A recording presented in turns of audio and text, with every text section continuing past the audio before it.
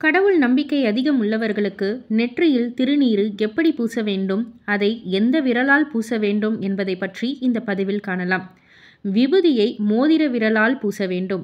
ஏனெனில் மோதிர விரல் ஆன்மீக சக்தியை திரட்டுகிறது.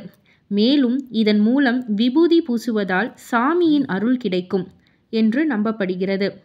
ஆள்காட்டி விரல், நடுவிரல், சுண்டி விரல் போன்றவற்றை பயன்படுத்துவது தவறாக கருதப்படுகிறது. நெற்றி முழுவதும் திருநீறு பூசினால் முன்வினை பாவங்கள் அழிந்துவிடும்.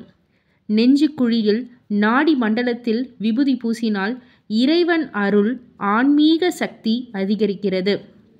தொண்டை குழியில் பூசினால் எதிர்ப்பு சக்தி அதிகரிக்கும். நெற்றியில் விபூதி வைப்பதின் மூலமாக அமைதி கிடைக்கும் என்று சொல்லப்படுகிறது. விபூதியை தவறான முறையில் பூசினால் உரிய ஆன்மீக சக்தியை பெற முடியாது. விபூதியை அசடையாக, தலையை குனிந்து அல்லது பேசிக்கொண்டு வாங்கக்கூடாது. அது தீய சக்தியை கவரும் என்று கருதப்படுகிறது. நெற்றியில் சரியான முறையில் திருநீறு பூசினால் சிவனின் அருள் நம்மை ஆபத்திலிருந்து காப்பாற்றி நல்ல செயல்களை நம்மிடம் அழைத்து வரும் என்று கருதப்படுகிறது, நம்பப்படுகிறது.